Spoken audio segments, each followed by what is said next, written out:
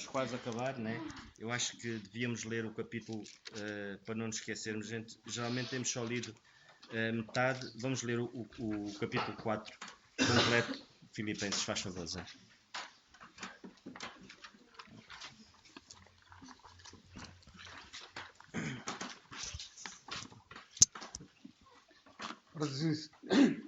Ora diz assim a palavra do Senhor. Portanto, meus amados e muito queridos irmãos, minha alegria e coroa, estai assim firmes no Senhor, amados. Rogo a Evódia e rogo a Síntico que sintam o mesmo no Senhor. E peço também a ti, meu verdadeiro companheiro, que ajudes essas mulheres que trabalharam comigo no Evangelho, e com Clemente, e com os outros cooperadores, cujos nomes estão no livro da vida. Regozijai-vos sempre no Senhor. Outra vez vos digo, regozijai-vos. Seja a vossa equidade notória a todos os homens. Perto está o Senhor. Não estejais inquietos por coisa alguma, antes, as vossas petições sejam, em tudo conhecidas, diante de Deus, pela oração e súplicas, com a ação de graças. E a paz de Deus, que excede todo o entendimento, guardará os vossos corações e os vossos sentimentos em Cristo Jesus. Quanto ao mais, irmãos, tudo o que é verdadeiro, tudo o que é honesto, tudo o que é justo, tudo o que é puro, tudo o que é amável, tudo o que é de boa fama, se há alguma virtude e se há algum louvor, nisso pensai. O que também aprendestes e recebestes e ouvistes e vistes em mim, isso fazei, e o Deus de paz será convosco. Ora, muito me regozijei no Senhor, por finalmente reviver a vossa lembrança de mim, pois já vos tinhas lembrado, mas não tinhas tido oportunidade. Não digo isto como por necessidade, porque já aprendi a contentar-me com o que tenho. Sei estar abatido e sei também ter abundância.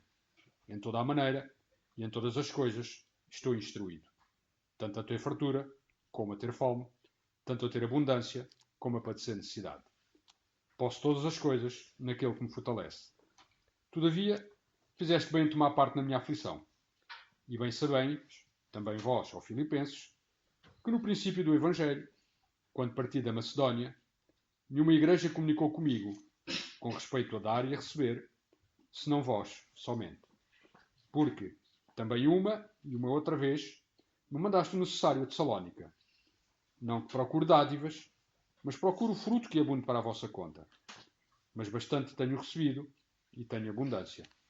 Cheio estou, depois que recebi de Epafrodito o que da vossa parte me foi enviado, como cheio de suavidade e sacrifício agradável e aprazível a Deus.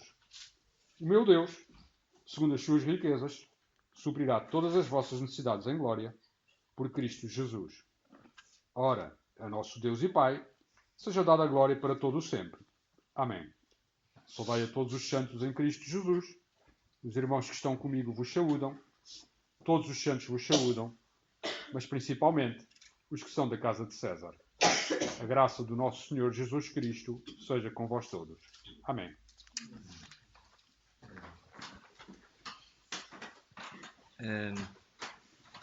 Antes de passar a palavra a algum irmão que tenha algum pensamento para dar, de facto as necessidades em oração são muitas e nós podíamos ficar aqui se calhar muito mais tempo a orarmos e é uma necessidade. Às vezes damos lugar à palavra e é importante, obviamente, e é muito importante porque é o nosso alimento, mas a oração de facto é algo que cada um de nós pode fazer individualmente em casa e é algo pessoal que podemos ter com Deus, para além de estudar a palavra, mas que estes motivos de oração que pusemos aqui e que oramos, possamos cada um de nós durante a semana ir orando pessoalmente por todas estas situações. Muitas mais haveria se ficássemos aqui agora a lembrar-nos, porque as necessidades são muitas, mas que o nosso motivo seja de gratidão. E muitas das vezes nós esquecemos, parece que nos lembramos só das necessidades que nós temos e esquecemos de agradecer a Deus aquilo que Ele já tem vindo a fazer nas nossas vidas. E eu queria partilhar convosco este pequeno pensamento e tem a ver com o versículo 19, onde diz: o meu Deus, segundo as suas riquezas, suprirá todas as vossas necessidades em glória por Cristo Jesus. Quando o apóstolo Paulo fala aqui, suprirá todas as vossas necessidades em glória por Cristo Jesus, nós pensamos assim, mas eu tenho tantas necessidades. Cada um de nós temos várias, cada pessoa, cada irmão aqui é um mundo e as necessidades são muitas. Mas o que nos é necessário para que nós possamos ter uma vida reta aos olhos do Senhor? Isso é que nós temos que pensar. O que é necessário? Às vezes, para nós, o que é necessário não é propriamente aquilo que nós precisamos de ter para que tenhamos uma vida correta aos olhos de Deus. Esta semana eu vou partilhar convosco. Ontem, para mim é muito necessário, eu sinto mesmo essa necessidade de eu estar convosco. Isso para mim é algo muito importante e é uma necessidade que eu tenho. E então, isto a propósito de Deus suprir as nossas necessidades. E eu vou partilhar convosco. Eu ontem, quando vim do trabalho, tentei despachar-me um bocadinho mais cedo para passar aqui para estar convosco. Só que eu passei em casa e tinha 2 cartas registadas que tinha que ir aos Correios aqui da Quinta do Conde. O nosso irmão Carlos deve saber o que é ir aos Correios aqui da Quinta do Conde. A Tânia também deve saber o que é. E quando eu cheguei lá, eu tinha 2 cartas que eram para receber, eu não sabia, mas no fundo, e depois a senhora lá explicou-me que era para receber as nossas cartas de condução, que a gente mudou a direção para aqui, mas pronto, não interessa. Eu cheguei lá e eu fui tirar a senha e a minha senha era 331 e eu tinha 17 pessoas à minha frente. E eu pensei, meu Deus, ajuda-me porque eu não vou conseguir, porque eu tinha que ir aos Correios, depois a minha ideia era vir para aqui. Mas eu tinha 16 pessoas à minha frente, eu não ia chegar aqui a tempo de estar com os jovens e com os mais novinhos. E eu orei e pedi a Deus que me ajudasse. E eu ainda pensei, vou passar à frente desta gente e vou ver se consigo me desenrascar lá com a mulherzinha que está ali a atender. Mas depois pensei, não vou passar à frente das outras pessoas, não é correto, não é? Olha, vou esperar. E eu estava com a roupa de trabalho e estava os Correios têm uma cadeira corrida onde tem lugar para 3 pessoas. E estava uma senhora de idade e um senhor. E o banco do meio estava vazio. E ninguém sentava. Eu esperei que alguém se sentasse, ninguém sentava, eu fui-me sentar. Sentei-me ao lado da senhora, da velhinha. E eu estava ali a orar, né? E o tempo não passava, estavam só 2 pessoas a atender e depois uma delas saiu, foi lá para dentro e eu pensei, meu Deus, isto a propósito porque Deus supra as necessidades. E a senhora que estava ao meu lado, a velhinha, olhou para mim e disse assim, o senhor está a trabalhar. Eu disse, estou. Olha, meteu a mão no bolso, tirou uma senha e ela disse-me, olha, eu quando cheguei aqui, eu tirei uma senha, mas já lá estava uma senha. E então, olha, eu vou-lhe dar esta senha, porque não tem lógica, eu tenho 2 senhas comigo. Como você está a trabalhar, eu não dizia isso se você não estivesse a trabalhar, mas como tem a roupa suja, eu vou-lhe dar a outra senha. E deu-me uma senha, eu só tinha 2 pessoas, ou seja, foram 14 pessoas que eu passei à frente. Ou seja, ela deu uma senha, que foi ela atender, passado para aí 5 minutos, foram logo as 2 pessoas atendidas, foi ela e fui eu a seguir. Ou seja, eu estive lá sensivelmente 10 minutos, nem isso. Mas isso porquê? Não foi coincidência. Deus supriu a minha necessidade. Porque eu orei e Deus cuidou. É impressionante e é motivo de nós darmos graças a Deus. E eu agradeci muito a Deus porque mais uma prova de que quando nós pedimos e quando o nosso pensamento faz sentido aos olhos de Deus e é mesmo uma necessidade, e aí eu vi o quão estar convosco é uma necessidade para mim.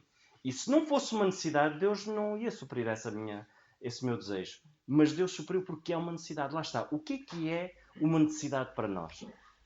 E é isso que nós temos que pensar.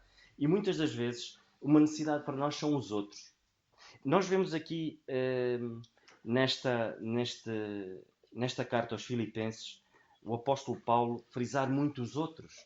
Ele aqui frisa e ele fala nos cooperadores dele. E nós vemos que aqui temos, só aqui neste capítulo, no capítulo 4, ele cita o nome de Evódia, Sintique, Clemente e Epafrodito. Ele cita o nome destes 4 irmãos. e eram cooperadores. Nós vemos que estas duas irmãs, de facto havia ali uma contenda entre elas, mas não deixaram de ser cooperadoras, não deixaram de estar na luta com o apóstolo Paulo. E certamente esse problema foi resolvido. Isso quer dizer o quê? Os problemas não acontecem? Acontecem, como nós já vimos e já falamos aqui neste capítulo. Mas há que ultrapassá-los, porque aquilo que nos une é muito superior àquilo que nos possa separar. Pequenas contendas, pequenas divergências, isso não faz sentido. E nós vemos o apóstolo Paulo frisar aqui o nome delas, não como pessoas, ele podia dizer que eram pessoas problemáticas, mas não, ele diz que eram cooperadores, ou seja, ele fala-nos no versículo 3, onde ele diz: e peço também a ti, meu verdadeiro companheiro, que ajudes essas mulheres que trabalharam comigo no Evangelho, e com Clemente e com os outros cooperadores cujos nomes estão no livro da vida. Quais são as virtudes de um verdadeiro cooperador? Nós podemos pensar, cada um de nós possa pensar o que é que nós podemos dar, porque às vezes nós pensamos, eu vou à igreja para receber, vou à igreja para ouvir. Mais do que isso, é muito mais do que isso. Nós estamos juntos, nós pertencemos à igreja Corpo de Cristo para servir. Esse é o nosso papel. E era o que o apóstolo Paulo fazia. Ele dava-se a ele próprio. Um cooperador tem várias características e tem várias virtudes, e nós podemos ver isso. Nós vemos que o apóstolo Paulo fala-nos aqui em Filipenses, no capítulo 2 e no versículo 25, onde ele diz, e fala de Epafrodito, e ele diz assim: julguei contudo necessário mandar-vos Epafrodito, meu irmão, e cooperador e companheiro nos combates, o vosso enviado para prover as minhas necessidades. Nós vemos que Epafrodito, uma das coisas que ele tinha, ele disponibilizava-se. Ele disponibilizou-se para ir levar a oferta ao apóstolo Paulo. Ele voluntariou-se. É isso que nós precisamos, nos voluntariarmos. Às vezes ficamos sentados e esperamos que outros se levantem. A obra tem que ser feita. Há que andar para a frente. Então nós temos que nos disponibilizar para isso. E vemos Epafrodito fazer isso. Mais do que isso. Continuamos e nós vemos que, quando ele fala-nos aqui, no versículo 26, ainda do capítulo 2, e diz-nos assim: portanto, tinha muitas saudades de vós, todos, e estava muito angustiado de que tivesses ouvido que ele estivera doente. E de facto esteve doente, e quase à morte, mas Deus se apiedou dele. Ou seja, nós vemos que ele esteve disposto a dar a vida dele por amor aos outros. Será que nós temos essa disposição? Será que nós estamos dispostos a sair da nossa área de conforto por amor aos outros? Eu dou graças a Deus porque... Não dou graças a Deus porque o Márcio está doente, assim, né? Que devíamos também dar graças a Deus por ele estar doente, porque devemos dar graças a Deus por todas as coisas. Mas pronto, mas ele está aqui connosco. E eu podia, se calhar, estar em casa, à meia da tarde ir-se embora e ficar em casa. Mas ele disponibilizou-se de estar aqui, mesmo não estando bem, está aqui connosco e esteve aqui durante o dia.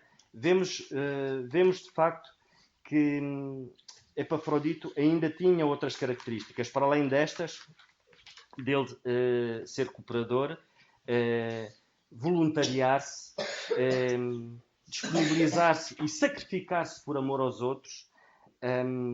Nós também vemos que ele era um companheiro, e era um companheiro de luta, e um companheiro é aquele que está nas horas difíceis. Nós às vezes, quando pensamos que e temos problemas, e a nossa tendência quando temos problemas é afastar-nos de Deus, e automaticamente afastamos-nos da igreja. Da igreja, eu não falo igreja, este sítio, afastamos-nos dos irmãos, e isso não é bom. Não é bom porquê? Porque depois vamos deixar de ser um auxílio e certamente não vamos ouvir aquilo que o Senhor tem para nos dizer, porque muitas das vezes o Senhor fala-nos através de outros filhos, de outros irmãos nossos, e isso é muito importante. Nós vemos que Epafrodito também era um companheiro de luta, ou seja, ele estava ali nas horas difíceis, e cada um de nós possa ter esse pensamento de estarmos nas horas difíceis uns dos outros, mas para isso precisamos de estar perto uns dos outros. Daí a necessidade de estarmos juntos. É uma necessidade. Isso é uma necessidade. Não é uma necessidade nós termos que jantar todos os dias ou fazer algo diferente. Tudo bem, é importante, mas o mais importante é estarmos juntos. o facto de estarmos juntos, isso é muito bom. Vemos de facto que o apóstolo Paulo, ao citar e ao falar destes irmãos, todos eles tinham estas características. Clemente também tinha, Evódia e Síntico também tinham estas características, porque andaram com ele na luta. E mais do que nunca, podemos pensar que o Senhor é bom, Ele supra estas necessidades que nós temos através de ouvirmos outros. Ele supra as necessidades através de ouvirmos a palavra, Ele supra as necessidades através de outras situações que nos acontecem, como por exemplo, Ele age diretamente, como cuidou de mim ali nos Correios, né? Passei uma situação muito difícil e rapidamente se resolveu, e o Senhor tem esse poder de agir logo na hora, e que é um milagre, para mim é um milagre. Assim como os outros irmãos, assim como nos fala através da palavra, e nós temos de estar atentos a tudo isto. Mas para isso temos de estar perto, e estar perto do Senhor, acima de todas as coisas, que o nosso foco seja nele. É importante, os irmãos são importantes, é importante estarmos com os irmãos, mas primeiramente estarmos focados no Senhor. Se de facto for esse o nosso espírito, de estarmos focados no Senhor, certamente tudo o resto irá fluir naturalmente. Precisamos ter isso em mente, irmãos. Eu agora vou passar a palavra a outro irmão que queira dar mais um pensamento. Que esteja à vontade.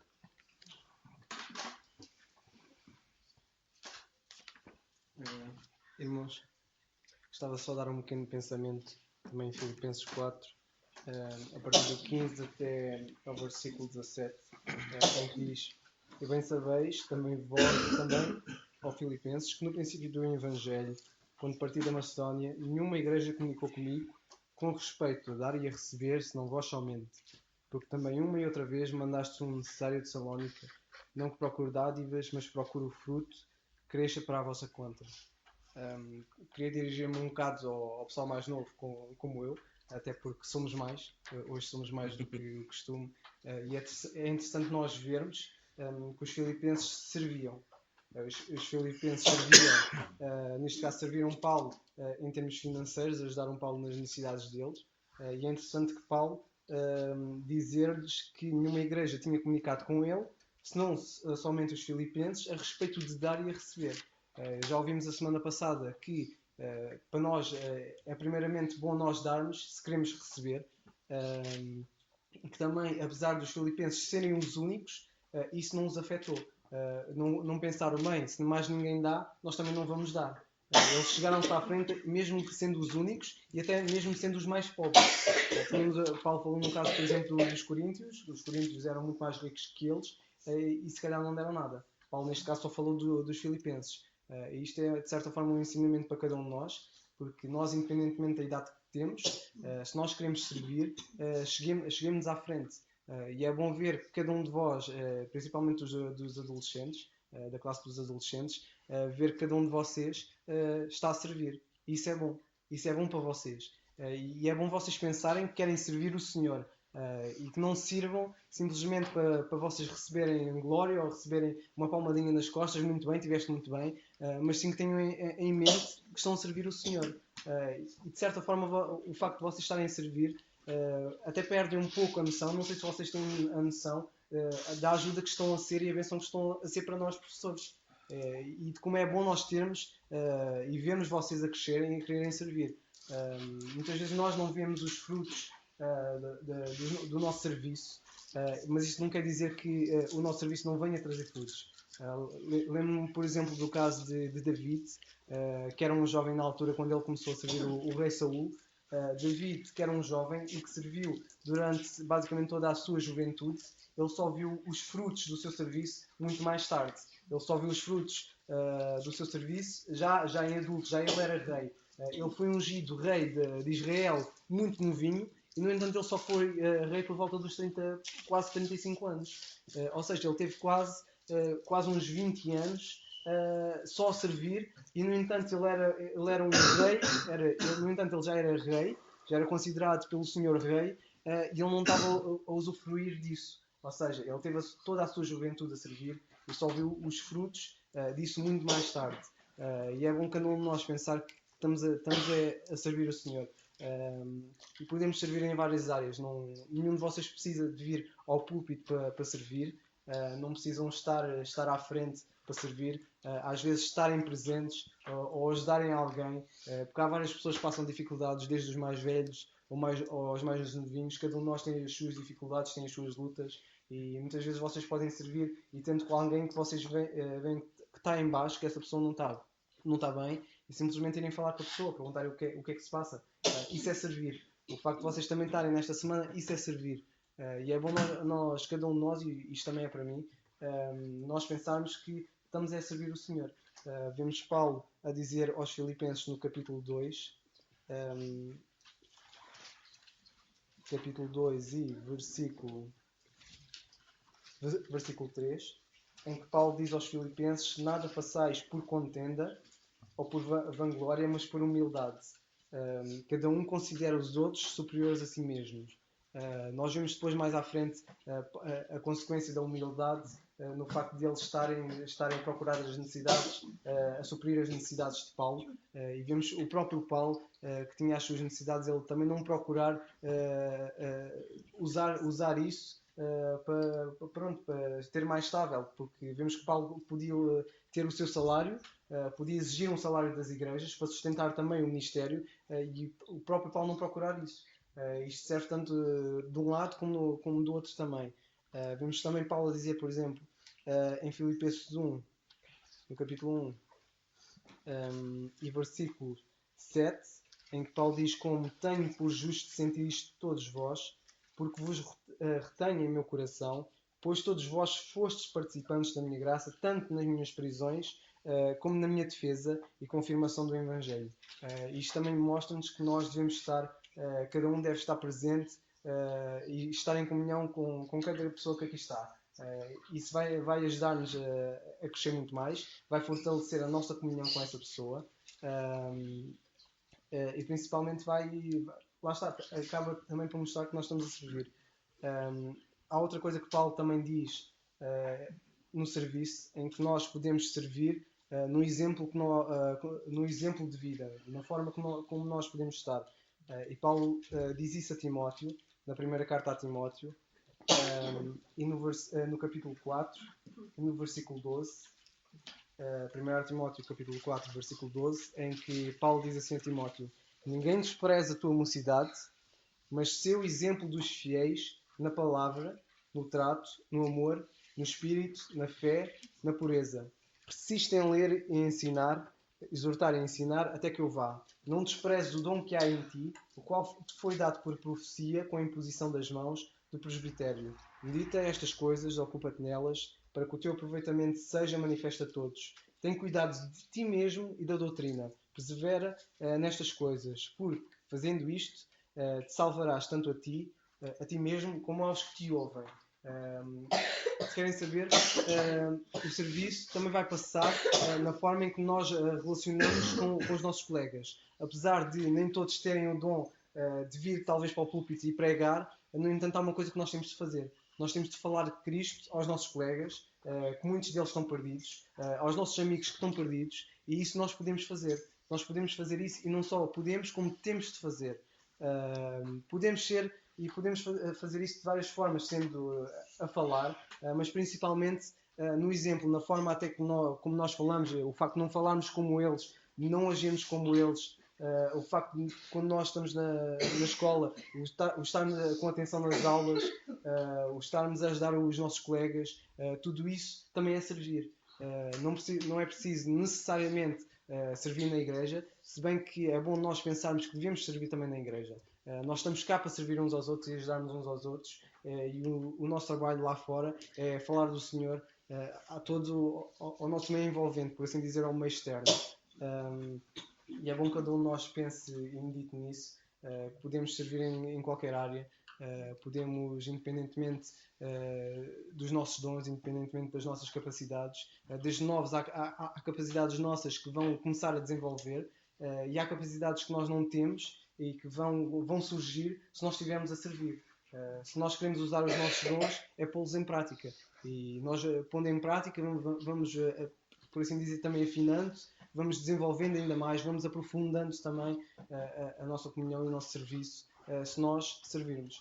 Os filipenses faziam isso, e eles fizeram isso principalmente, e vemos visivelmente a parte financeira, apesar de eles não serem muito pobres, ainda assim eles serviram com o que tinham. E nós podemos servir com o que tivermos, ainda que isso seja pouco.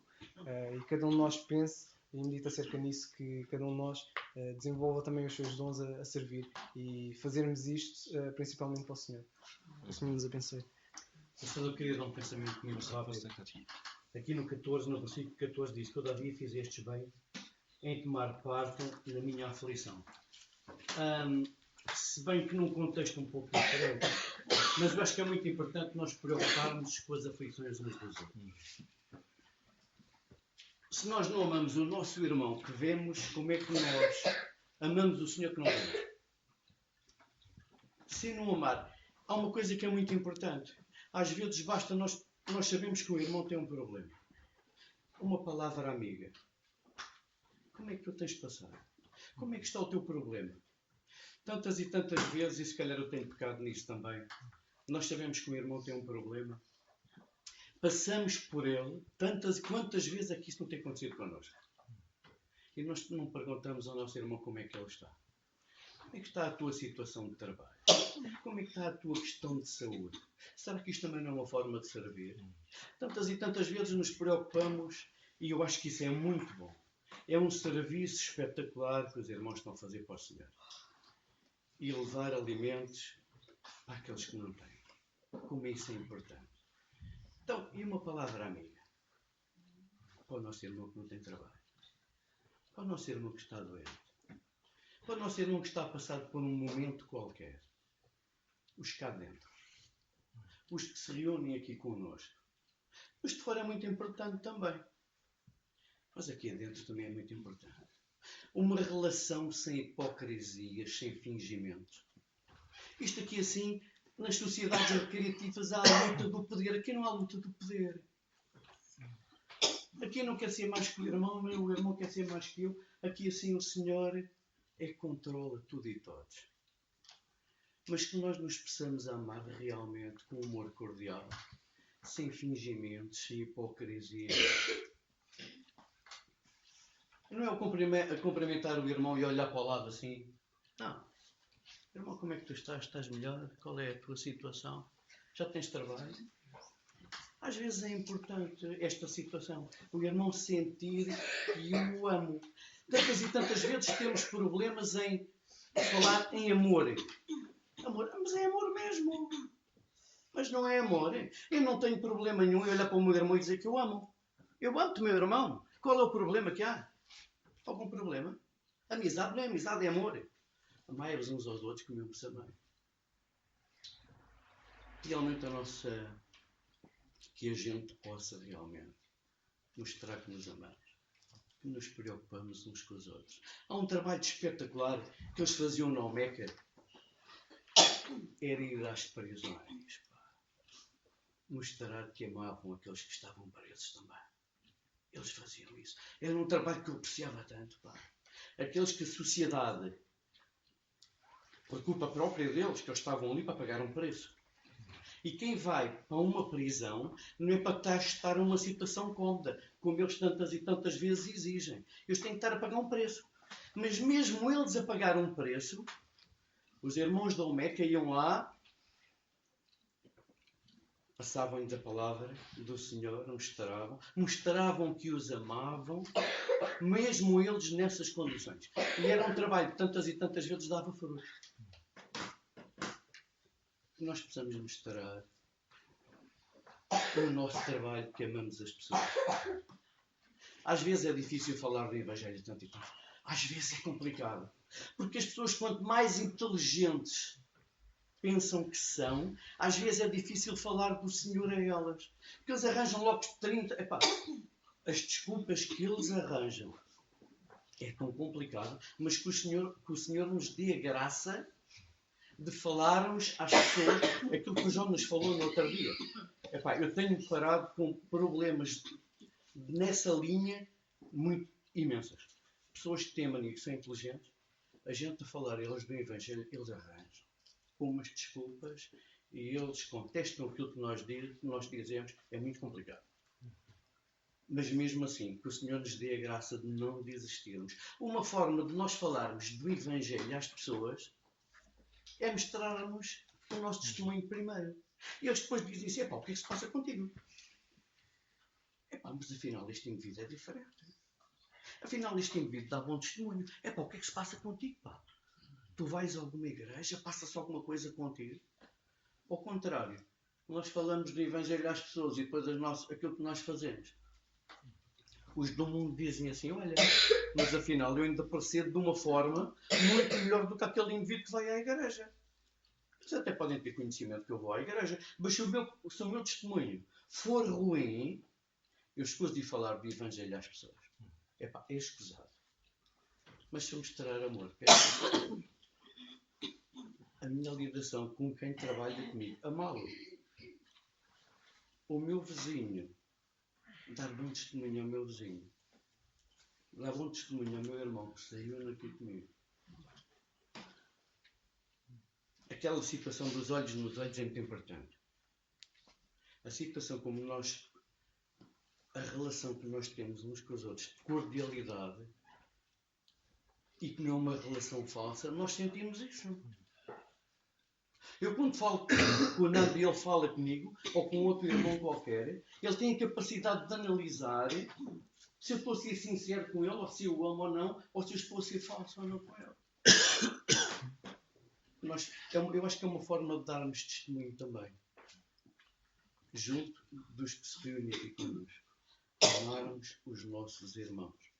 E que o nosso testemunho seja por palavras, por outra cor, mas que nós possamos mostrar a forma como nós nos relacionamos com os outros e possamos mostrar a nossa forma de estar e de ser. O nosso Senhor é um Senhor muito grande. E que nós servimos um Senhor muito grande. Nós somos embaixadores do Senhor Jesus Cristo. E os embaixadores têm que ter uma relação muito grande. Nós temos que ter uma relação de intimidade muito próxima com o nosso Deus. Epá, temos que lutar por isso. Nós não eu falo, Senhor, eu não posso contentar com o relacionamento que eu tenho agora contigo. Eu tenho que ter amanhã um relacionamento mais próximo do que aquele que eu tenho hoje contigo. Eu tenho que estar mais perto de ti, Senhor. Eu tenho que passar mais perto, tenho que passar mais tempo contigo, Senhor. E uma forma de nós estarmos mais íntimos com o Senhor é a oração. Quando nós dobramos os nossos joelhos, mesmo no nosso quarto, e falamos com o Senhor, aquilo que nos preocupa, os nossos anseios, as nossas preocupações, como tu fizeste ali, Nando. E o Senhor responde tantas e tantas vezes. Que o Senhor nos ajude a sermos não aquilo que nós queremos ser, mas aquilo que o Senhor quer que a gente seja. Senhor, abençoe. Só para terminar, como o Carlos dizia, e muito bem, nós somos embaixadores e cooperadores de Deus. Na primeira carta aos Coríntios, não precisam de abrir, eu leio, e no capítulo 3, no versículo 9, o apóstolo Paulo, o Senhor fala através do apóstolo Paulo e diz-nos assim: porque nós somos cooperadores de Deus, vós sois lavoura de Deus e edifício de Deus. Cooperadores de Deus, mais do que cooperadores uns dos outros, nós somos cooperadores de Deus. E que cada um de nós possa ter isso em mente, de pensarmos que é uma responsabilidade acrescida. Ainda ontem à noite eu e a Wanda falávamos, e nós podemos pensar assim, como corpo de Cristo, a Bíblia diz que uns são um dedo, outros são um olho, e nós pensamos o que é que o dedo tem a ver com o olho, com o próprio olho. Tem muito, porque se nós tivermos alguma coisa nos for para a vista, o dedo é que vai tirar aquilo que temos dentro da vista. E pensamos assim, então e o que é que o olho tem a ver com o dedo? O que é que o dedo... Sim, se espetarmos qualquer coisa no dedo, o olho é que vai ver o que é que temos ali. Ou seja, está tudo interligado. E é engraçado nós pensarmos assim, de facto, que esse sentimento possa prevalecer nos nossos corações. Somos cooperadores, acima de tudo, cooperadores de Deus. É o que o Senhor nos diz. Não sei se algum irmão tem mais alguma coisa para dizer. Podia só ler, se podia ler Sim, aqui. sim.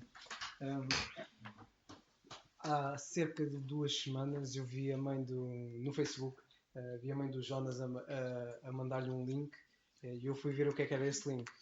E esse link era sobre um achado que era uma carta a Diogneto, e essa carta descrevia como é que os primeiros cristãos, ou os cristãos nos primeiros séculos, como é que eles viviam.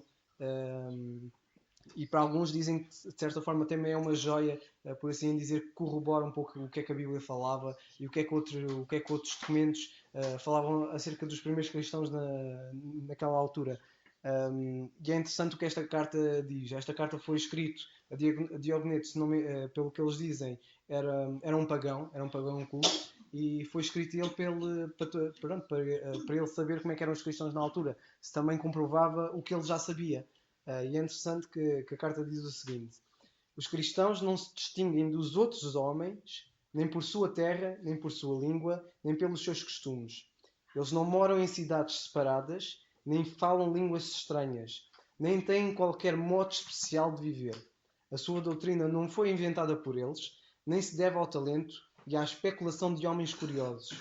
Eles não professam, como outros, nenhum ensinamento humano. Pelo contrário, mesmo vivendo em cidades gregas e bárbaras, conforme a sorte de cada um, adaptando-se aos costumes de cada lugar, quanto à roupa, ao alimento e a todo o resto, eles testemunham um modo de vida admirável e, sem dúvida, paradoxal. Vivem na sua pátria, mas como se fossem forasteiros. Participam de tudo como cristãos e suportam tudo como estrangeiros. Toda a pátria estrangeira é a sua pátria, e cada pátria é para eles estrangeira. Casam-se como todos e geram filhos, mas não abandonam os recém-nascidos. Compartilham a mesa, mas não o leite. Vivem na carne, mas não vivem segundo a carne. Moram na terra, mas têm a sua cidadania nos céus. Obedecem às leis estabelecidas, mas com a sua vida superam todas as leis. Amam a todos e são perseguidos por todos.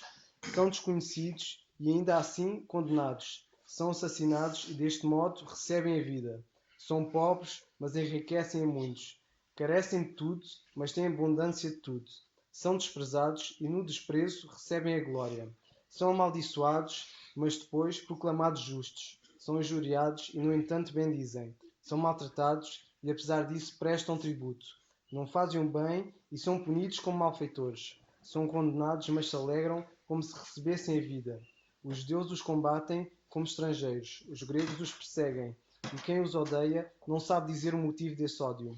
Assim como a alma está no corpo, assim os cristãos estão no mundo. A alma está espalhada por todas as partes do corpo, os cristãos por todas as partes do mundo. A alma habita no corpo, mas não procede do corpo. Os cristãos habitam no mundo, mas não pertencem ao mundo. A alma invisível está contida num corpo visível. Os cristãos são visíveis no mundo, mas a sua religião é invisível. A carne odeia e combate a alma, mas, não tendo recebido dela nenhuma ofensa, porque a alma a impede de gozar dos prazeres mundanos. Embora não tenha recebido injustiça por parte dos cristãos, o mundo os odeia, porque eles se opõem aos seus prazeres desordenados. A alma ama a carne e os membros que a odeiam. Os cristãos também amam aqueles que os odeiam. A alma está contida no corpo, mas é ela que sustenta o corpo. Os cristãos estão no mundo como numa prisão, mas são eles que sustentam o mundo. A alma imortal habita em uma tenda mortal. Os cristãos também habitam como estrangeiros, em moradas que se corrompem, esperando em corruptibilidade nos céus. Maltratada no comer e no beber, a alma se aprimora. Também os cristãos maltratados se multiplicam mais a cada dia. Esta é a posição que Deus lhes determinou e a eles não é lícito rejeitá-la. Bem, graças a Deus. Bem, irmãos. Não foi escrita a um pagão. É um pagão. Sim. É Diogneto. Era o nome dele. Bem, a hora está avançada já. Vamos terminar então com a oração. Márcio, podes terminar, faz favor.